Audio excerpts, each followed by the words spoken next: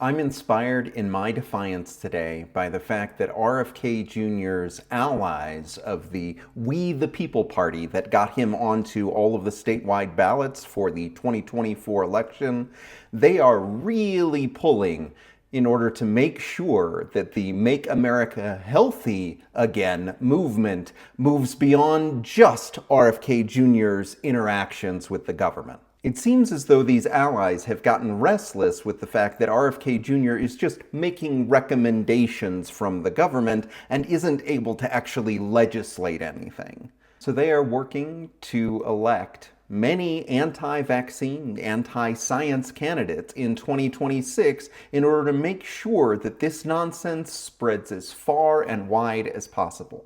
And as I've spoken about previously, this is incredibly dangerous. The further away we get from people actually trusting our institutions to recommend good science policy, good medication policy, good vaccine policy, the further away we are going to get from people being able to access the truth. The further away we are all going to get from health and wellness for everyone involved. As I've said before, my father was a physician. He trusted the process, the double-blind studies, the actual research that's going on in the medical community. But RFK Jr. doesn't trust this, and he has empowered many people to distrust their doctors, to distrust medicine in general. You know, the thing that has made it so our life expectancy is now 80 years instead of 30 years. You know, the thing that is responsible for eradicating polio or creating vaccines for the flu and COVID-19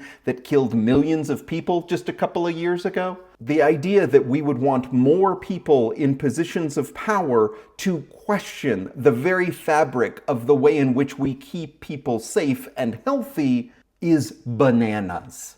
And I think it's pretty clear that RFK Jr. does not control these people. They are using the infrastructure that he built for the We the People Party against him. He is no longer in control of that party. They have taken it over. Even if he wanted to claw back control at this point, he cannot. He has released these ideas out into the wild and they have metastasized. The Make America Healthy movement is simply a grift. It is separating the truth from the people who most need access to it.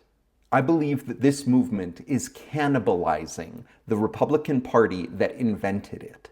And the only people that are going to be listened to in that environment are podcasters who are trying to sell you supplements, are folks who are really invested in essential oils, and anyone else who tries to tell you that they know better because they have done their research, which really just means that they Googled it, or more likely now, they have asked an AI what to do about their struggling child or their own healthcare concerns.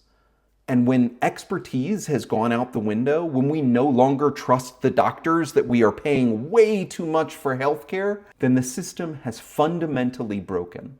And so I think the only way to combat this is to simply vote against these folks. Wherever you see the We the People Party on your ballot, you have to vote for someone else. If they want this to be policy for everyone, they are going to have to debate whether or not these are good ideas. And in the court of public opinion, we have to vote them down. Losing a hold of science or medical expertise is not something that is going to serve us very well. And I hope everyone can see through the ruse that this is, the grift that this is.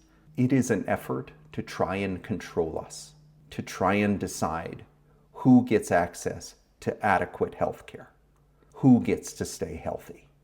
And as my final story of the week, I am inspired in my reality today by the fact that the Coast Guard has backed off of their position of moving swastikas and nooses from hate symbols over to potentially divisive symbols. This was an absolutely massive story yesterday, and I could not believe that anyone signed off on the idea that symbols of hate, symbols of fascism, things that we defeated 75 years ago that these would not be considered symbols of hate, but rather simply maybe they're divisive. Potentially, they could be hateful.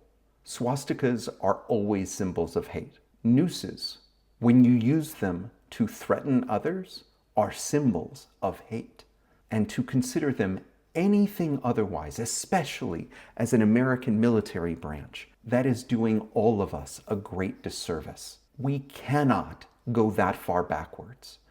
We cannot allow these symbols to have purchase within our government, within our military. And I am glad that the Coast Guard, that the military recognized just how badly they miscalculated. This change in policy was set to take effect on December 15th. That's really soon. And they were so quickly met with resistance, with a backlash, that they had to call it back. And I'm heartened by the fact that we still have that power, that we have the ability to call people on these terrible policies and to get them to back off. We are stating loud and clear what our American ideals and beliefs are. We believe that fascism is wrong, and we are going to fight it every chance that we get. We are not going to allow it in our military. We're not going to allow it in our language. For the record, swastikas and nooses will always be symbols of hate. And if you don't believe that, if you somehow believe that they are just potentially hateful, then you should know you are outnumbered, because that is an un-American idea. America is anti-fascist. America is anti-Nazi. If you've gotten this far in the video, clearly you found something you either liked or hated enough to watch to the end. But leave a comment down below. I'm happy to reply, or you can like or subscribe to the channel. But I'll be here every weekday, inspired in my defiance and by my reality. And I hope you will be too.